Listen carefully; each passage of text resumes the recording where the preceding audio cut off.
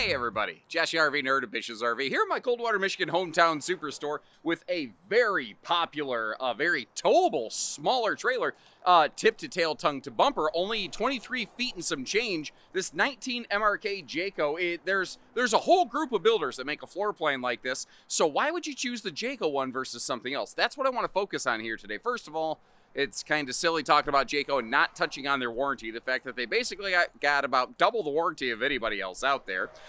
This has double Asdel sidewalls, so if you're looking for the non-wood kind of composite sort of functions, this brings that to the table. We've got 200 watts of factory standard solar up on the roof. It does have some basic converter prep in case you want to like do, I'll just say like the Walmart parking lot mooch stacking thing, and you want to be able to run a coffee maker. You could slap an inverter on it. The underbelly's enclosed and forced air heated. It's also riding on a non-traditional chassis. This is not a normal Lippert I-beam frame. It's a Norco NXG frame, like a Z-frame huck-bolted kind of job, if that's more familiar to you. We are carpetless, we're ventless, we're easy cleaning. They give you a choice between the theater seat we're looking at today or a dinette if you prefer it, because you do have a Murphy bed with a sofa up front, albeit a bendy bed. But the bendy bed also means that we get a full front pass-through compartment and stuff like that, giving you the good with the bad, or maybe just what it does and what it doesn't do. I'm going to do the best I can to paint a fair picture of this today so that you can decide if it's the right one for you or not. Like, this thing, for no bigger than it is, the storage and the countertop space in this is crazy, and I'm really curious to see what you think about the entertainment updates, along with, like, TV trays. The stupidest little things, to me, have the most functional impact. But I'm weird like that. So I want to hear from you. What do you like? What do you dislike? Where did they nail it? Where did they fail it? And if you appreciate how we're fair with you, hit that subscribe button, and let's go. So if you're still with us, and hopefully you're still with us, I've given you a very quick look at the RV real fast to give you the general layout. I want to start busting into all the nitty-gritty little details right here. Like the fact that Jayco's gone totally cloth touch on all their decors across the board. So no more of that cheap pleatherette that can kind of flake and peel off, depending on, the use of the RV. Some of that was happening way faster than any of us would like. And you might notice how there's that side stand with the household and the USB plugs built in right next to that theater seat. This slide is actually sized for one of their dinettes, which is a little bit wider than that theater seat. So they fill the space and they don't just leave it kind of awkwardly empty. We do have a larger central air conditioner on this thing, but this is small enough that 50 amp service and a second air just isn't available. I don't know that you necessarily need it in something this size, but I do also understand the sunshine and the heat in Michigan is not the same as the sunshine and the heat in Texas. So I guess I can just let you know what they do and what they don't do. Like, for instance, they do give us just a crap ton of counter space here, and I'll get you a better look at that in a minute. What they don't do is they don't give us floor ducted heating vents in these right here. Jayfeather, I'm also noticing under the main kitchen counter from the stovetop all the way over to the sink, they've got a toast, an anti-toe stubber cutaway right there, so you can actually sit right down or stand right up next to it and be good to go. Now, from the theater seat, the TV is at a pretty direct viewing position, albeit mounted up fairly high. So if I slide over here and I pop a squat and take a seat back at this thing, this is what it looks like. Now you might notice we are looking upwards a little bit. I'm trying to represent this fairly. I'm not trying to hold the camera way above my head to sort of cheat the angle. This is what it looks like. And from your theater seat, you also notice that you've got some pretty slick window coverage here, other than the window in the entry door, which does lack a privacy shade, but it's prepped for one. When you sit down, the campsite window coverage isn't bad. Am I drunk, or did that window over the sink get bigger? You know, I don't drink at work. I say, am I drunk all the time? I should just say I don't remember. But hey, someone's gonna be like, this guy's been drinking at work again. I don't know. Maybe not. I do like how they frame out like those bedroom windows there. And look up top at the ceiling. Not only do we have the central air, but you actually have a power vent fan in each room of a Jayfeather. They put a fan size that's kind of appropriate for the room. Like here in the biggest room, they give you the bigger fan, but in the bathroom, you do have the small 4-inch fart fan. You wanted to upgrade? That's something that we could help you with here at the store, but they don't really offer it from the factory level. But what I love about this design, Grand Design Imagine kind of came up with this layout originally, and they really cracked a code on keeping something short, light, easily towable, but it still has like super slide feeling living space. Now, if you do option the sofa in the slide, which is probably how I would do it, you end up with a double Dinofa situation. But last year, J Feathers, they included this thoughtful little detail where they included an indoor-outdoor picnic table, but it was kind of bulky and difficult to use inside. So this year, what they've done is they've included a pair of these little fold-away TV stands, TV trays, and I love them. But notice how they put a little cutaway under that sofa, so you can actually pull those trays all the way up to you. You can belly right up to those suckers, and you don't have to like lean forward and break your back every time you go to have some SpaghettiOs. I don't know why that's the first thing in my head. I can't even remember the last time I ate SpaghettiOs. I never really even liked them as a kid. So yeah, okay. Next time you're eating SpaghettiOs or your Chef Boyardee or whatever, you know, you got the perfect slot for it. But speaking of that, you got the slot right under the sofa to be able to store those.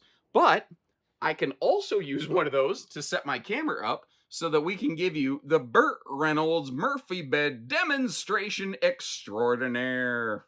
Now, first thing I want to mention, we have gone into wide-angle fisheye lens mode over here, but to give you an American Dad bod size kind of demonstration, I do like how they let you two-fisted over here with the simulated cinema seat kind of function, or you could kind of stretch out across this if you want to. What do you think, by the way? Some manufacturers give you like that removable armrest bolster and some don't.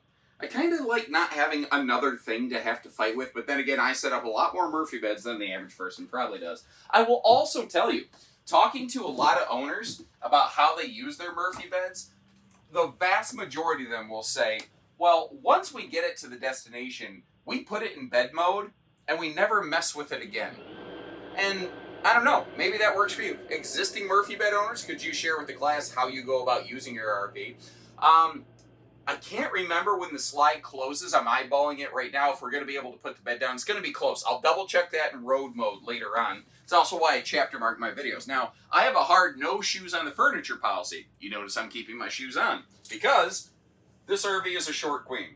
So if you are over 6 foot tall like me and you have a little bit of room above your head between the headboard, you know, and your scalp because you're going to need a pillow over here, I try to simulate that properly. I don't try to overpromise and underdeliver and try to cheat the visual. So could you get some form of true queen bendy bed to fit up here? You probably could, but you're going to have to go sourcing one. I think, what is it? I think rvmattress.com or something like that has some options like that. I'm not sponsored by anyone. I'm not trying to push you anywhere. I'm trying to remember what people have told me, but I know that there are some places that you can get some custom bendy bed sizes. Now, it's a normal 60 inches wide, so that does help.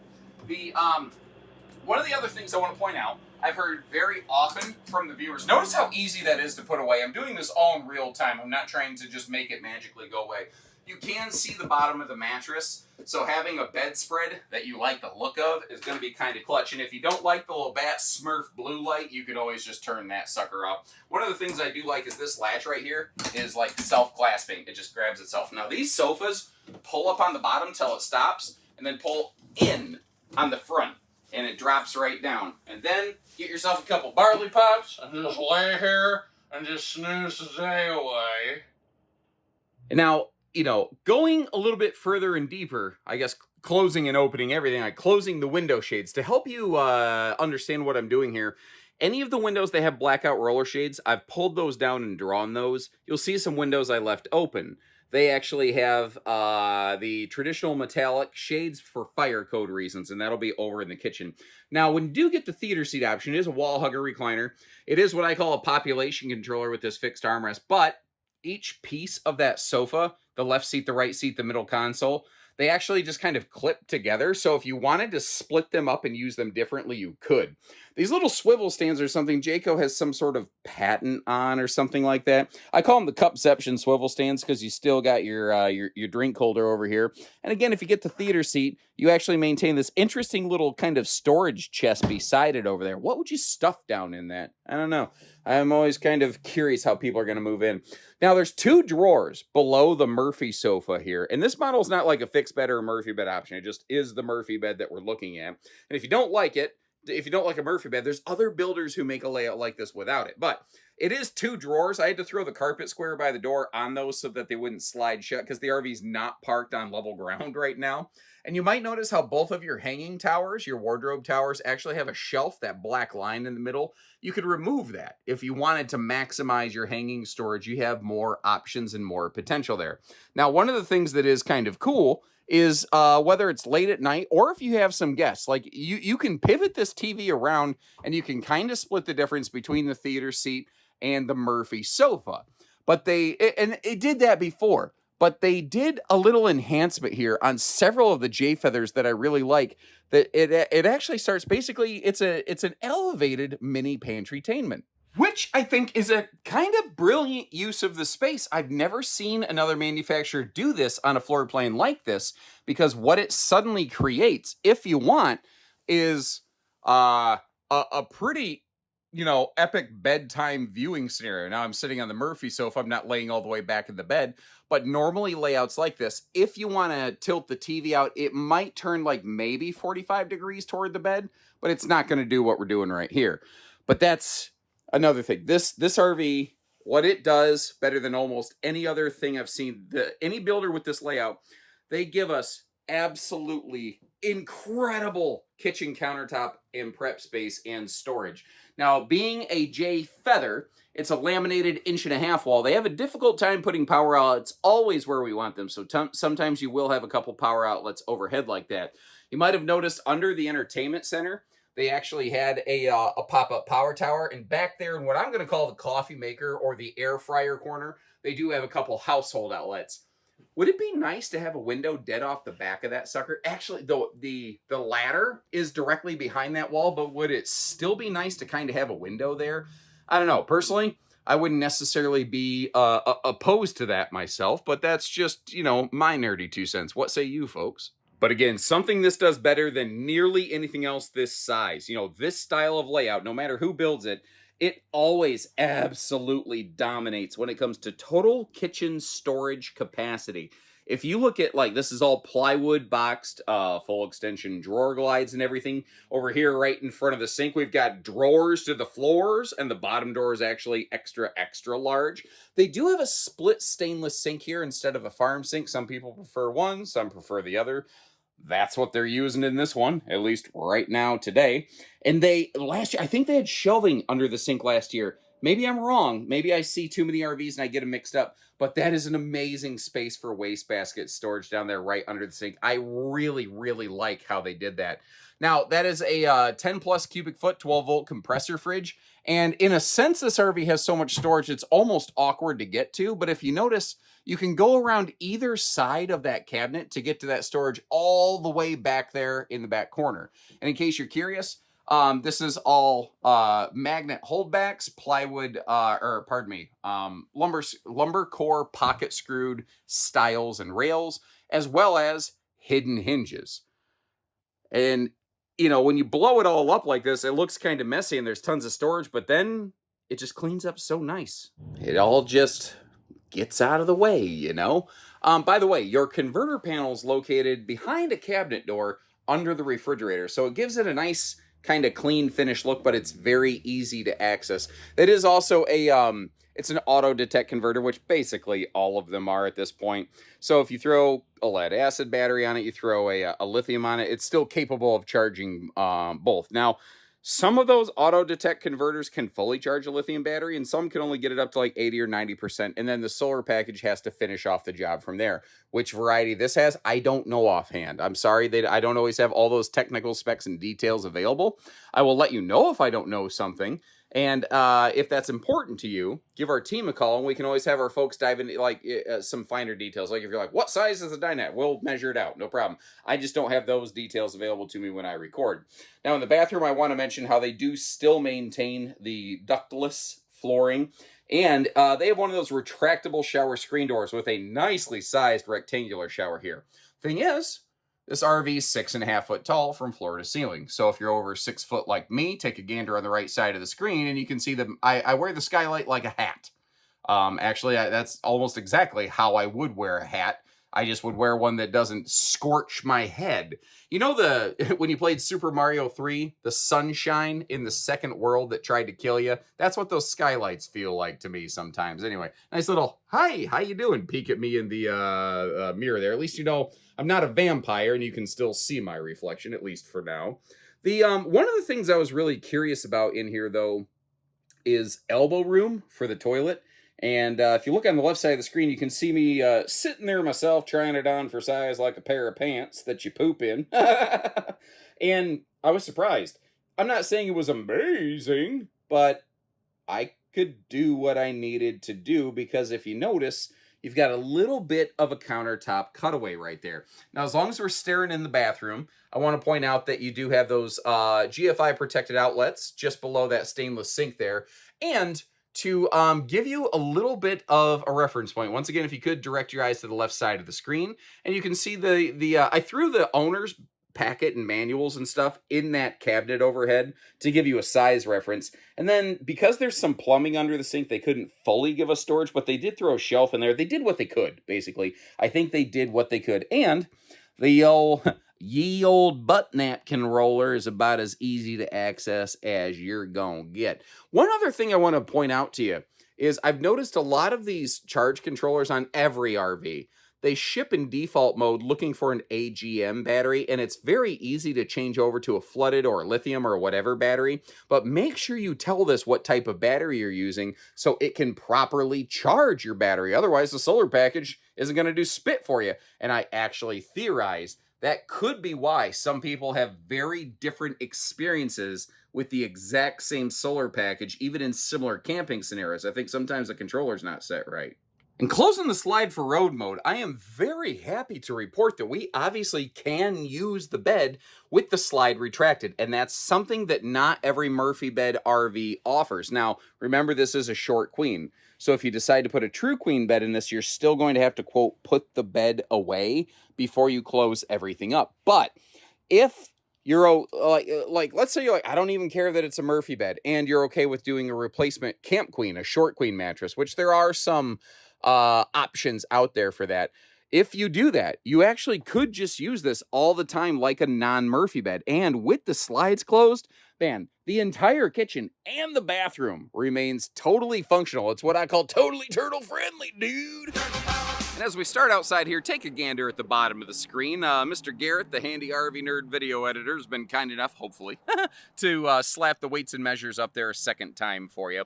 And when you take a look at those, I don't think there's a whole lot of argument to the fact that this will be generally considered half-ton towable by the vast majority of half-tons out there. Technically, there's a chance that you've got one of those little gutless wonder high mileage half-tons, but for the most part, most tow package half-tons are going to handle her pretty well. And as you can see, we have a very nicely finished full front pass-through compartment. We just jump sides on the RV, by the way, in case you're a little bit curious.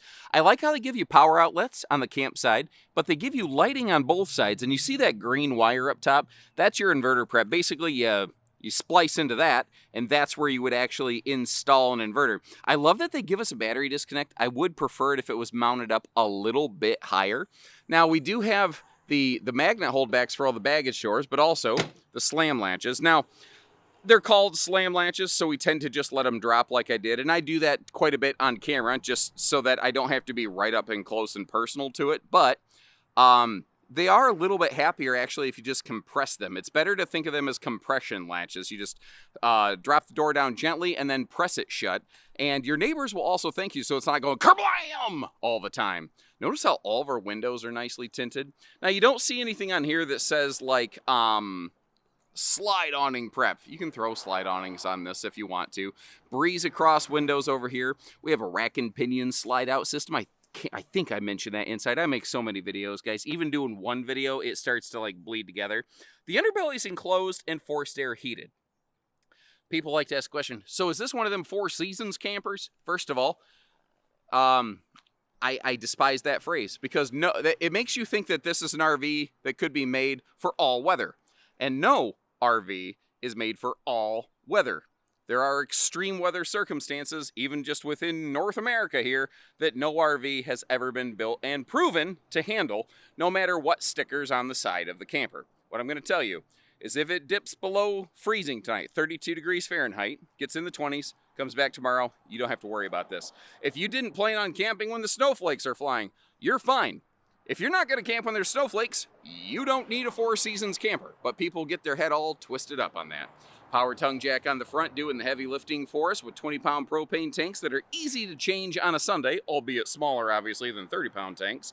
And the little blue rectangle on the front here advises us that this is a non-traditional frame. This is not a traditional Lippert I-beam chassis. It is a Norco huck-bolted Z-frame that some folks just feel better about. I've seen good service records with RVs that ride on those, but I've also seen good service records on RVs on Lippert frames, so I guess it just depends on the execution.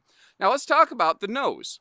This one has a fiberglass nose sweep, but you might see some J Feathers have a full fiberglass nose cap. The thing is, it's not like that's a different division of J Feather.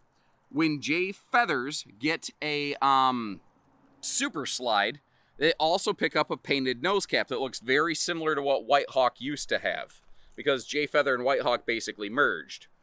But the J Feathers that are smaller than a super slide, they maintain the fiberglass nose that we're looking at here today. Now, we are also currently looking at the Goodyear Endurance radials that are come factory standard on this. And if you take a look at the valve stems, you might notice a little blue cap. Tire pressure monitoring is something that you'll enjoy on one of these. Now, you might notice that door. I didn't exactly get it shut, and it's actually crazy windy right now. But that door is kind of just lightly dancing, but it's not kablammy slamming, technical term, kablammy slamming, against the side of the RV or against that awning arm, which is problematic, obviously. That's because that's an anti-slam friction hinge door. The outside speakers, they have basically put on the ceiling, so if you are camping next to someone with a fifth wheel and they're sitting in their upper deck, they will probably thank you, assuming they like your music. I one time had my neighbor like my music so much he threw a brick through my window so he could hear it louder. I think there's easier ways to handle that, but, you know, either way, I turned it up for him. The up on the roof, what you can't see is the plywood roof decking, which is very rare, and a 200-watt solar panel you can barely see peeking up over the roof line if you're looking really close. But if you want to get up there, it's easy, because they actually give you a ladder from the factory. You don't have to go buying one off Amazon or from my part shop or anything like that. Now, down below the underbelly, we already kind of peeked at, but getting you back here, you do actually have a gas grill quick connect and a sewer hose tube, so you don't have to mix up your black tank stuff with your camping stuff. And this has the better variety of stabilizers that really lock this sucker down to give you more stability on your campsite. Also, whether you want to bring along, say, a bike rack, or if you want to bring a little cargo pod, or you want to put a generator on the back or something here, you got the handy little 300-pound receiver hitch, perfectly suited for doing that. You also have a single sewer outlet. Ooh, I walked into the trailer behind me. You have a single sewer outlet under the back driver's corner here, which I think is the most logical position for it, because all of your, bathroom and kitchen stuff, it's all back here. So your black flush, all of your hookups, everything is in one rear corner, which for me makes sense. It's where I like it the best. It's easiest to use at parks this way. So what do you think of the old Jayco version of this here? Now I keep seeing Jayco version. If you're not familiar, like Grand Design Imagine, Rockwood, tons, Surveyor, tons of guys build a layout like this. Or gals, I don't know. I will leave you some links in the description. First of all, whether you're curious or whether you're serious about pricing on one of these, you'll have one link to rule them all to check that there. But also links to the other builders of this layout I've had the pleasure to record. And you let me know, which one would you go with and why? And short of that, thanks again for tuning in, everybody. Take care, stay safe, have fun, and it is bright, everyone. Wow.